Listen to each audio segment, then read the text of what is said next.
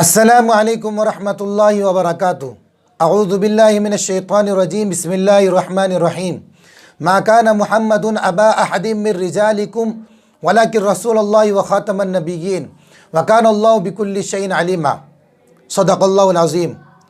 मुअज़्ज़ज़ सामिन इकराम, आज की वीडियो बहुत अहम है, सारे हज़रत तवज्जो फरमाएँ। आज की वीडियो के अंदर नबी करीम सल्लल्लाहु अलैहि वसल्लम की शान अक़दस में जो एतराज़ात किए जाते हैं उन एतराज़ों में से एक एतराज़ का जवाब, एतराज़ और जवाब आप हज़रात के सामने हैं। और उस एतराज़ का जवाब अल्लाह तबारक तआला इस आयत के अंदर मा काना मुहम्मदुन अबा अहदिम मिर रिजालिकुम में बयान फरमा रहे हैं। एतराज़ किया, उससे पहले कुछ बात समझिए कि नबी करीम सल्लल्लाहु अलैहि वसल्लम की चार लड़कियाँ, हज़रत फ़ातिमा, हज़रत ज़ैनब, हज़रत उम्मे कुलसूम, हज़रत रुक़ैया। नबी करीम सल्लल्लाहु अलैहि वसल्लम के तीन लड़के कासिम, ताहिर, इब्राहिम। तो चार लड़कियां और तीन लड़के। इनके अलावा नबी करीम सल्लल्लाहु अलैहि वसल्लम के एक मुंह बोले बेटे, जिनको नबी करीम सल्लल्लाहु अलैहि वसल्लम ने गोद लिया, मुंह बोले बेटे, मुतबन्ना जिसको कहते हैं, जिनका नाम था हज़रत ज़ैद, जो नबी करीम सल्लल्लाहु अलैहि वसल्लम के साथ शुरू से रहे। नबी करीम सल्लल्लाहु अलैहि वसल्लम ने बड़े होने के बाद अपनी फूफी ज़ात बहन हज़रत ज़ैनब से उनका निकाह करा दिया।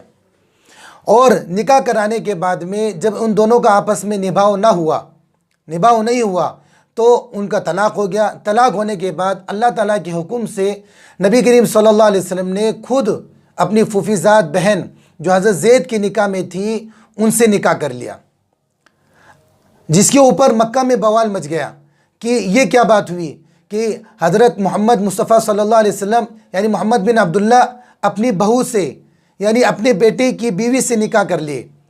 ये कैसी बात, ये कैसी शरीयत। और आज भी कुछ लोगों की तरफ से ये एतराज़ होता है कि हज़रत मोहम्मद मुस्तफ़ा सल्लल्लाहु अलैहि वसल्लम ने अपनी बहू से निकाह किया, अपनी बेटी की बीवी से निकाह किया।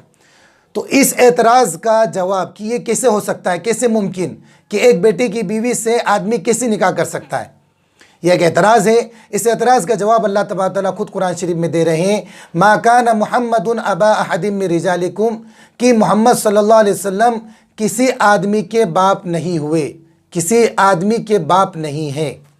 आम तौर पर आदमी का इतलाक़ किसी बच्चे के बालिग होने के बाद, उसकी बुलूगियत के बाद के औक़ात के ऊपर उसके रजुल का और आदमी का इतलाक़ होता है। नबी करीम सल्लल्लाहु अलैहि वसल्लम के जो तीन बेटे थे उनका बालिग होने से पहले, जवान होने से पहले ही उनका इंतकाल हो गया। हुजूर के सामने ही उन तीनों बच्चों का इंतकाल हो गया। अब जो हज़रत ज़ैद जो मुँह बोले बेटे थे वो हुजूर के हकीकी बेटे नहीं, हुजूर के मुँह बोले बेटे। लिहाजा जब कुरान शरीफ ये कह रही है कि किसी जवान आदमी, किसी रजूल के हुजूर बाप नहीं हुए, तो हज़रत ज़ैद कौन? हज़रत ज़ैद हकीकी बेटे नहीं। लिहाजा ये आयत अपनी जगह दुरुस्त और एतराज़ अपनी जगह गलत। इस तरह कि हकीकी बेटे और मुँह बोले बेटे का हुक्म एक नहीं होता, हकीकी बेटे और मुँह बोले बेटे का हुक्म एक नहीं। लिहाजा इसके एक और समझिए, वरासत के हकाम है। वरासत के अंदर हकीकी बेटा वरासत का हकदार, मुँह बोला बेटा वरासत का हकदार नहीं हो सकता। वरासत का हकदार सिर्फ हकीकी बेटा, मुँह बोला बेटा वरासत का हकदार नहीं। दूसरी मिसाल, हकीकी बेटे से पर्दा बिल्कुल भी नहीं, और मुँह बोले बेटे से बालिग होने के बाद उस माँ के लिए मुँह बोले बेटे से पर्दा वाजिब। मुँह बोली बेटी है तो बालिग होने के बाद में उस बच्ची के बाप के लिए उसे पर्दा करना ज़रूरी। इसी तरीके से जब हकीकी बेटे की बीवी है तो उससे निकाह हमेशा के लिए हराम, लेकिन अगर मुँह बोला बेटा है तो उसके तलाक देने के बाद में उससे निकाह करना जायज़, क्योंकि हकीकी बेटा और मुँह बोला बेटा एक नहीं होता, उनका हुक्म एक नहीं है। इसलिए कुरान शरीफ में अल्लाह तबारक तआला हज़रत ज़ैद के होते हुए भी अल्लाह तबारक तआला फरमा रहे हैं मा काना मुहम्मदुन अबा अहदिम मिर रिजालिकुम, कि मोहम्मद सल्लल्लाहु अलैहि वसल्लम किसी जवान और किसी आदमी के बाप नहीं है, जबकि हज़रत ज़ैद मौजूद है। पता चला हज़रत ज़ैद हकीकी बेटे नहीं है, मुँह बोले बेटे हैं, और मुँह बोले बेटे के ऊपर हकीकी बेटे का इतलाक़ नहीं होता। हकीकी बेटे के अलग अहकाम, मुँह बोले बेटे के अलग हुक्म। इससे इस एतराज़ का जवाब मिल गया कि जो एतराज़ हुजूर की शान में किया जाता है बहू का, वह एतराज़ बिल्कुल गलत, एतराज़ बिल्कुल दुरुस्त नहीं।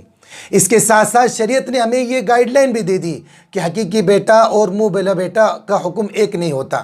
کفار مکہ اس کے اوپر بوال مچا دیا مکہ کے اندر، اور آج بھی ہمارے معاشرے کے اندر اس کو لے کر کے بڑا تذبذب ہے کہ منہ بولے بیٹے کا کیا حکم ہے، کیا حقیقی بیٹا اور منہ بولا بیٹا ایک ہی ہوتا ہے، کیا شریعت کے اندر وراثت میں جو ہے منہ بولا بیٹا اس کا شریعت وراثت کا حقدار ہے۔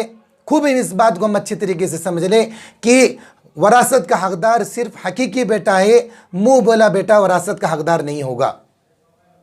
ہاں اپنی زندگی کے اندر اگر ہم کچھ ان کو دینا چاہیں تو دے سکتے ہیں، باقی وراثت کا حقدار منہ بولا بیٹا نہیں ہو سکتا۔ پردے کا حکم بھی اسی طریقے سے ہے، حقیقی بیٹے سے پردہ نہیں ہے لیکن منہ بولے بیٹے سے جوانی کے بعد پردہ ہے۔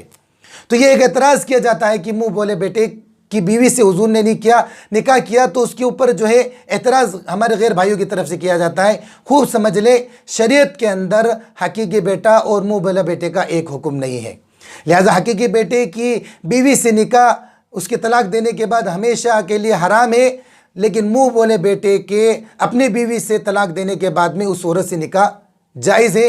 حقیقی بیٹا اور منہ بولا بیٹے کا ایک حکم نہیں ہے۔ اس کے ساتھ ساتھ ہم جو ہے منہ بولے بیٹے کے حکام بھی سمجھ لیں، اور آخر میں سارے حضرات سے درخواست ہے کہ ایسے موقع پر جب کہ ناموس رسالت اور حضور کی شان کے اندر گستاخیاں کی جائے اور حضور کی شان کے بارے میں کچھ اعتراضات کیے جائے، ہمارے سب کی ذمہ داری ہے کہ ہم جو ہے سیرت کا مطالعہ کریں، حضور کی زندگی کا مطالعہ کریں۔ ہر جوان، بچے، بوڑھے، جوان، عورت، مرد، سب کی ذمہ داری بنتی ہے کہ ہم حضور کی سیرت کا مطالعہ کریں، ہم حضور کو جانیں، حضور کون ہے، حضور ہمیں کیا پیغام دے کر گئے، تاکہ ہم خود بھی مطمئن ہو اور ساتھ ساتھ کوئی اعتراض کرے تو ہم خود اس کو مطمئن اور تسلی بخش جواب بھی دے سکیں۔ اللہ تبارک تعالیٰ ہمیں نبی کریم صلی اللہ علیہ وسلم کی سیرت کا مطالعہ کرنے کی توفیق عطا فرمائے اور ان کے ایک ایک پیغام کو اپنی زندگی میں اس پر عمل کرنے کی توفیق عطا فرمائے۔ السلام علیکم ورحمۃ اللہ وبرکاتہ۔